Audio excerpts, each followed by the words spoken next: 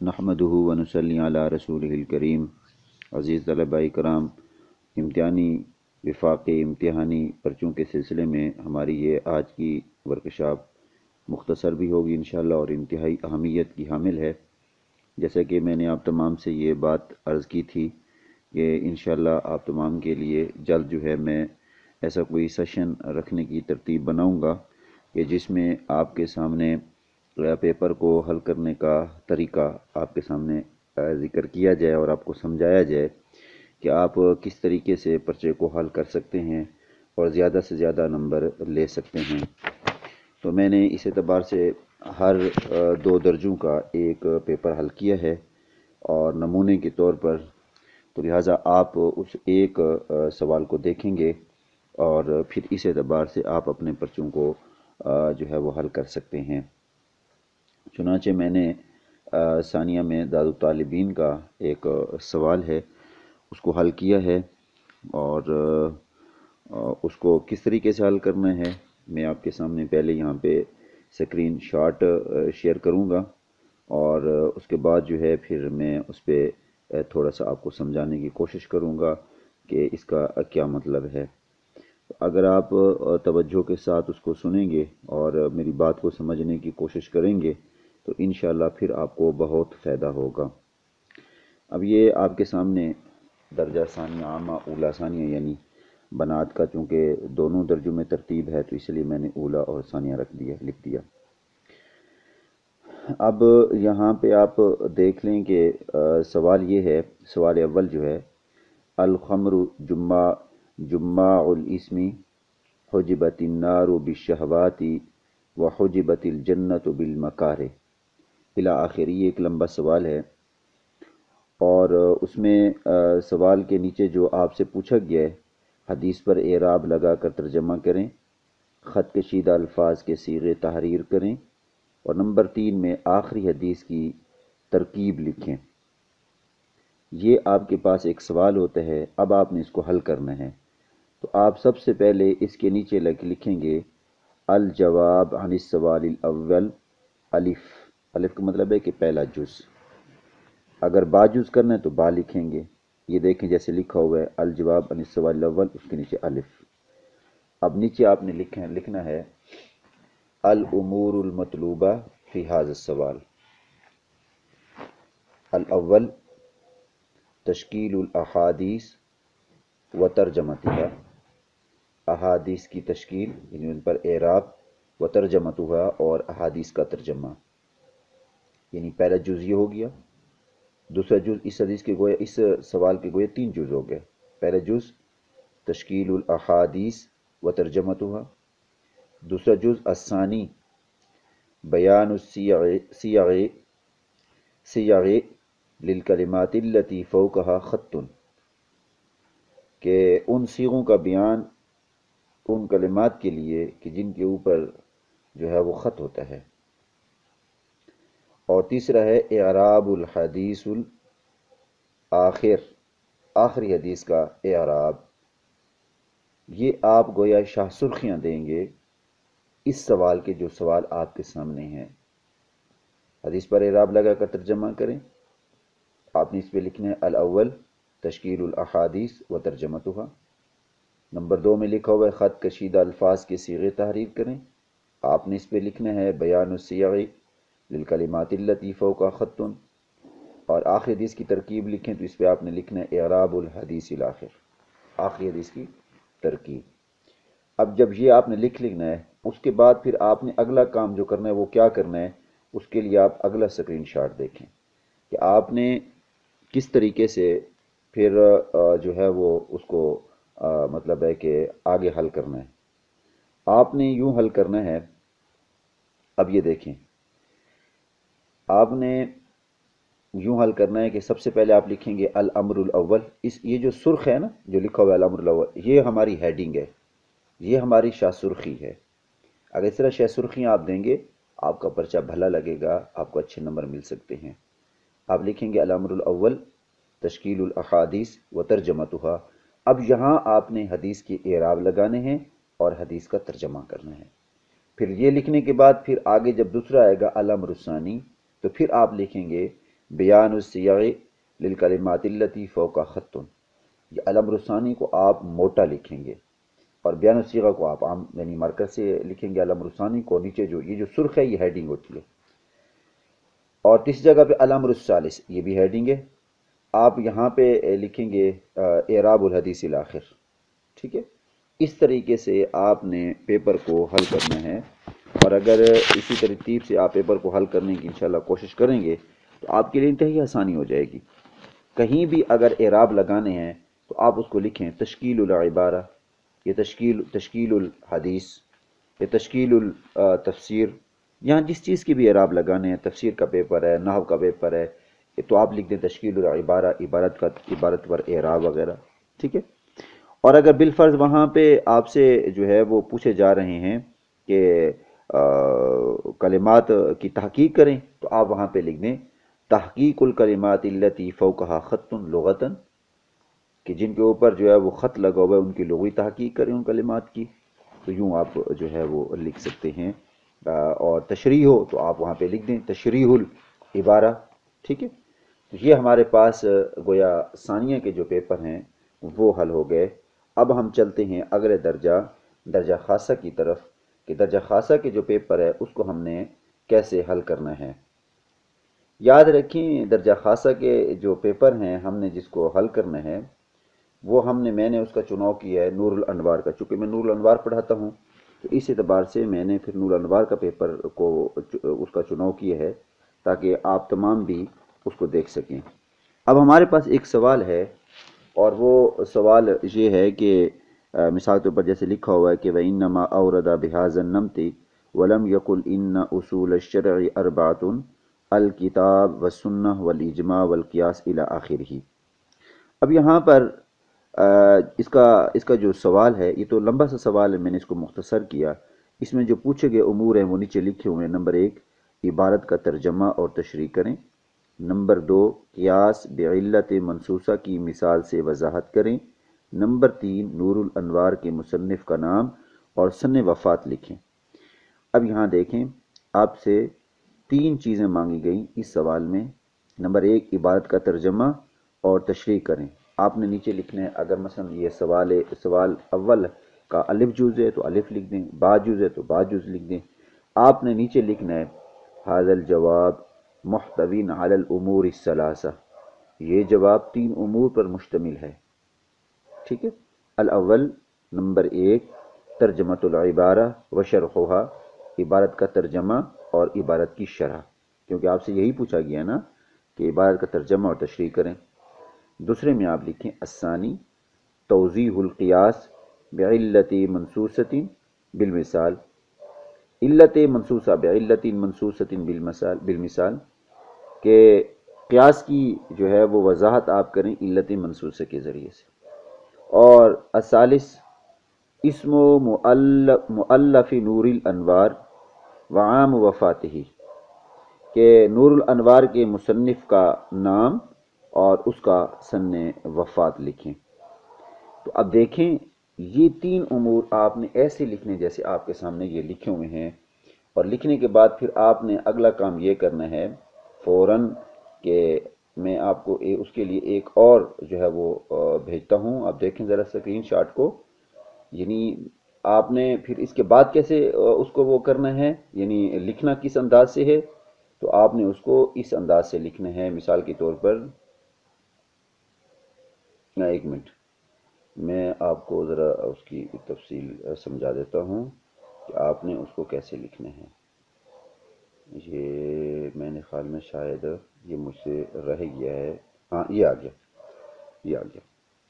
اب یہ دیکھیں الامر الاول ترجمۃ العبارہ، نمبر 1 کیونکہ 2 چیز پوچھے گئی نا، عبارت کا الگ پوچھا گیا یعنی عبارت کا ترجمہ کریں، اور شرح الگ پوچھی گئی تو شرح العبارہ، یہ دیکھو یہ لکھا گیا۔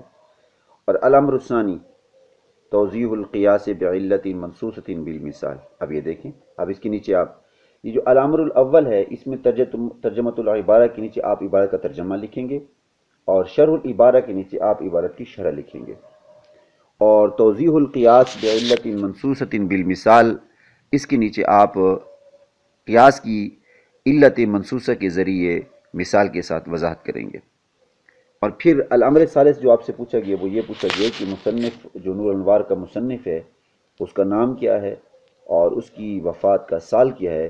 یہاں آپ یہ لکھیں گے، اور لکھنے کے بعد جب آپ یہ پورا سوال مکمل کر لیں گے آپ اس کے نیچے لکھیں گے تم الجواب عن السوال الاول باحسن توفیقہ عز وجل۔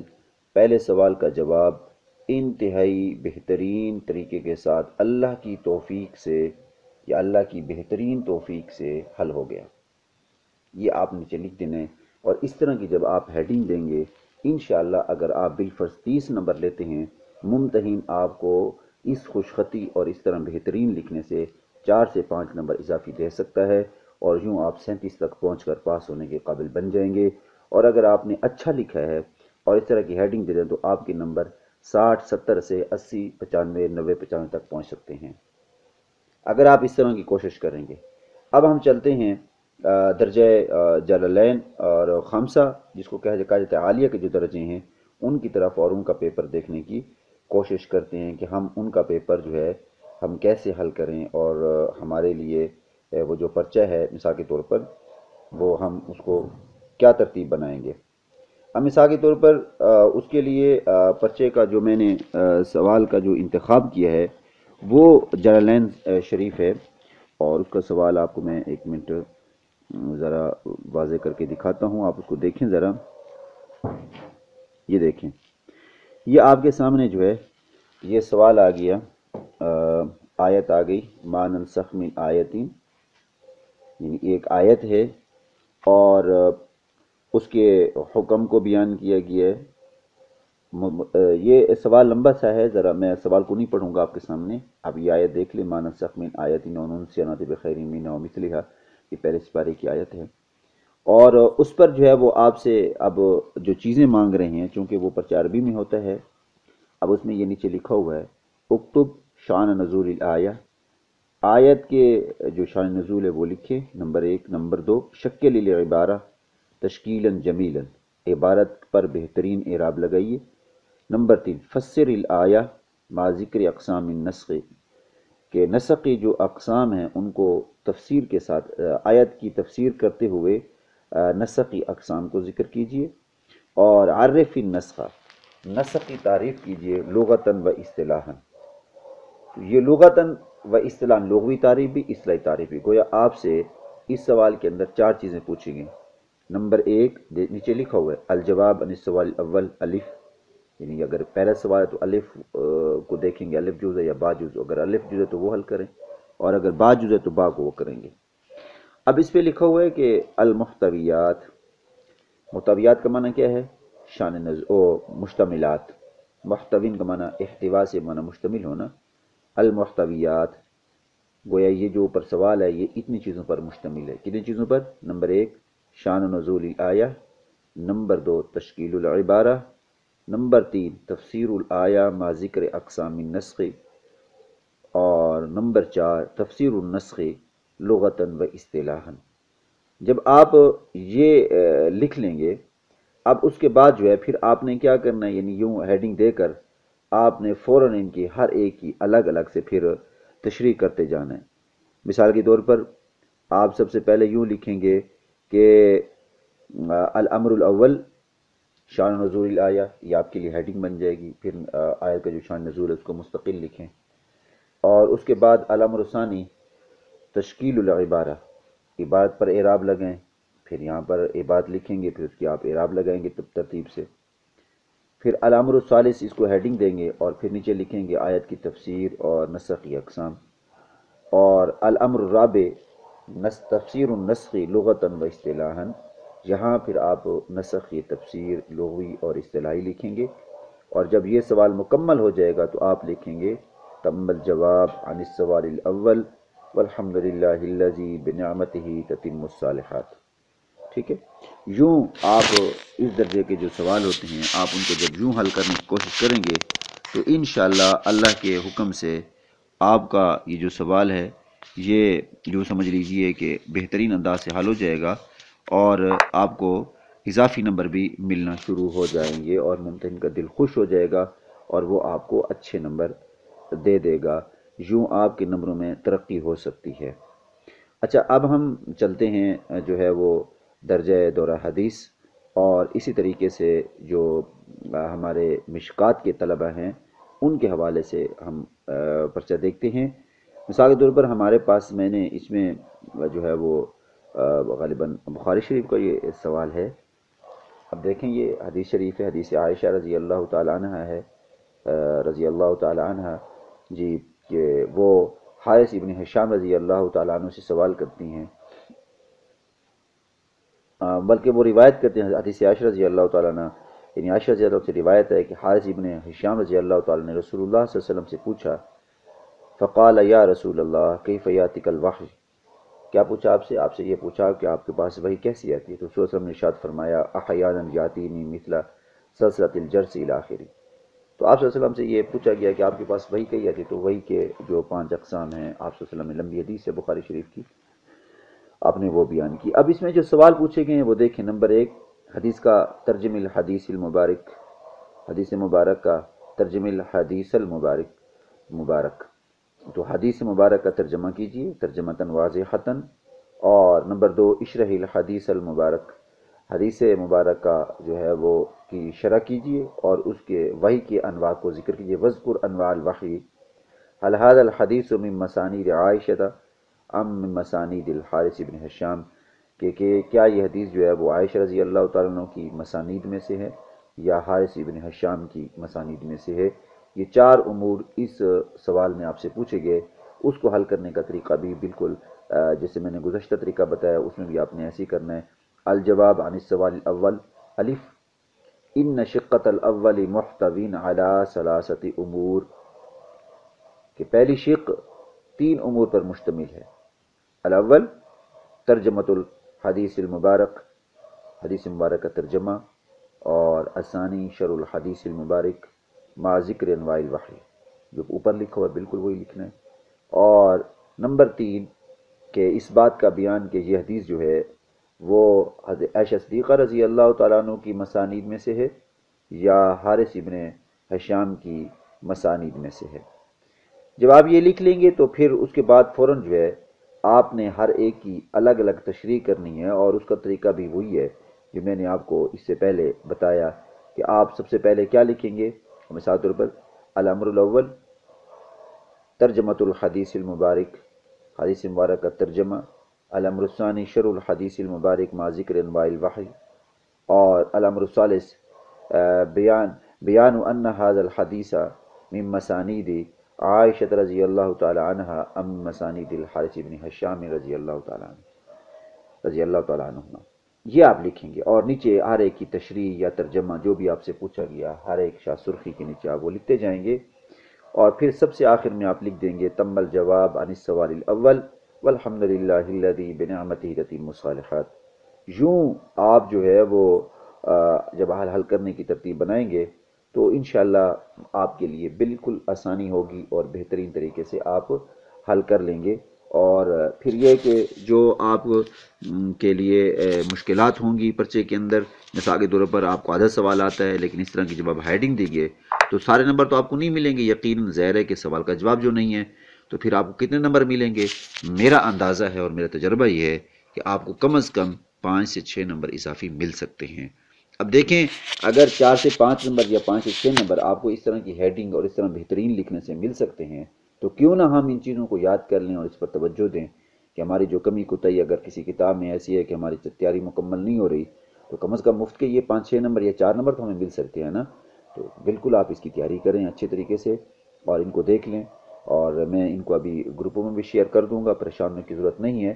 اور باقی انشاءاللہ جو دراسات ہیں پیپر ان کی چونکہ میں نے نہیں بھیجے، میرے پاس پیپر نہیں ہے، میں کوشش کروں گا ان کے پیپر کہیں سے لیتا ہوں، اگر مجھے مل جاتا ہے تو انشاءاللہ ان کی بھی میں اس طرح حل کر کے ان کے لیے بھی ایک آسان طریقے سے کلاس لوں گا، ورکشاپ لوں گا، تاکہ جو دراسات والے ہیں وہ بھی ان کو حل کر سکیں۔ اور باقی اللہ تعالیٰ آسانی والا معاملہ فرمائے۔ میں دعا گو ہوں آپ تمام کے لیے، اللہ تعالیٰ آپ تمام کو کامیاب کرے، اور ابھی سے محنت شروع کر دیں، بس یہ محنت کے دن ہیں، 1.5 ماہ رہ گئے، تو انشاءاللہ اس طریقے سے آپ کامیابی آپ کے قدم چوم سکتی ہے، آپ کو نمبر مل سکتے ہیں جید جداً اور ممتاز میں۔ اللہ تعالیٰ آپ کو کامیاب کرے۔ السلام علیکم ورحمۃ اللہ وبرکاتہ۔